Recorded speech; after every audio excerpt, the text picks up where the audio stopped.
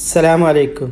ഇന്ന് നമ്മളുള്ള മദീനയിലുള്ള മസ്ജിദുൽ ഖിബിലത്തൈനി എന്നുള്ള പള്ളി. ഇവിടേക്ക് ഹറമിൽ നിന്നൊരു 4 കിലോമീറ്റർ ദൂരം മാത്രമേ ഉള്ളൂ. എന്താണ് ഈ ഖിബിലത്തൈൻ എന്ന് പറഞ്ഞാൽ പലർക്കും സംശയങ്ങളുണ്ടാവാം. അതായത് അതൊരു അറബി പദമാണ്. ഖിബിലത്തൈൻ, 2 കിബില എന്നാണ് അതിനർത്ഥം.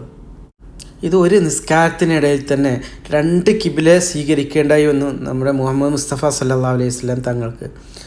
അതായത് മുമ്പ് നിസ്കരിച്ചിരുന്നത് മസ്ജിദുൽ അക്സയെ മുന്നിട്ടായിരുന്നു. മസ്ജിദുൽ അക്സയെ കിബിലായിട്ടാണ് മുമ്പേ നിസ്കരിച്ചു കൊണ്ടിരുന്നത്. അങ്ങനെ ഇരിക്കെ നബി സല്ലല്ലാഹു അലൈഹി വസല്ലമക്ക് വഹി ലഭിക്കുകയാണ്, മസ്ജിദുൽ അക്സ ചേഞ്ചാക്കിയിട്ട് നമ്മുടെ കഅബ ഷരീഫിനെ കിബിലയായിട്ട് സ്വീകരിക്കണമെന്ന്.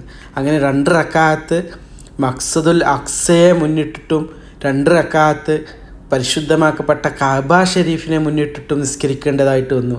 അങ്ങനെയാണ് ഇതിന് ഖിബിലത്തൈൻ, 2 കിബില സ്വീകരിച്ച മസ്ജിദ് എന്നുള്ളതിലാണ് ഇതിന് ഖിബിലത്തൈൻ എന്നുള്ള പേര് വന്നിട്ടുള്ളത്. വളരെയധികം ചരിത്രപ്രസിദ്ധമായൊരു പള്ളിയാണിത്.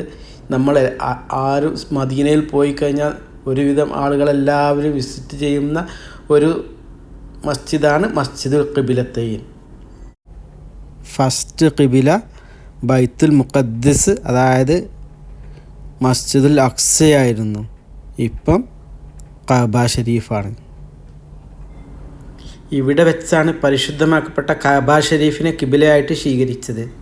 ഒരു ളുഹുർ നിസ്കാരത്തിനിടയിൽ പരിശുദ്ധമാക്കപ്പെട്ട ബൈത്തുൽ മുഖദ്ദിസിലേക്ക് 2 റക്അത്തും പരിശുദ്ധമാക്കപ്പെട്ട കഅബ ഷരീഫിലേക്ക് മുന്നിട്ടിട്ട് 2 റക്അത്തും നിസ്കരിക്കേണ്ടതായിട്ട് വന്നു.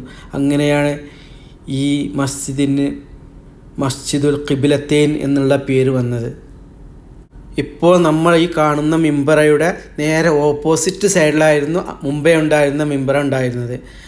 അതായത് ഇപ്പോൾ നമ്മൾ പള്ളിയിലേക്ക് പ്രവേശിക്കുകയും പള്ളിയിൽ നിന്നും പുറത്തേക്ക് പോവുകയും ചെയ്യുന്ന ഡോർ സ്ഥിതി ചെയ്യുന്ന അതേ സ്ഥാനത്തായിരുന്നു മുമ്പേ ഉണ്ടായിരുന്ന മിമ്പറ ഉണ്ടായിരുന്നത്. അതായത് ഇപ്പം ഉള്ള മിമ്പറയുടെ നേരെ ഓപ്പോസിറ്റ് സൈഡ് എന്നർത്ഥം.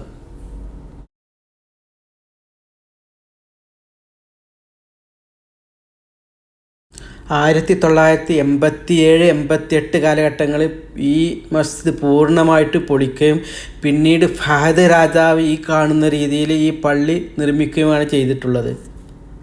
പരിശുദ്ധമാക്കപ്പെട്ട ഖുർആൻ ഷരീഫിൽ 2ാമത്തെ സൂറത്തായ അൽ ബഖറ സൂറത്തിൽ 144-ാമത്തെ ആയത്തിൽ ഇതിനെക്കുറിച്ച് പരാമർശിക്കുന്നുണ്ട്.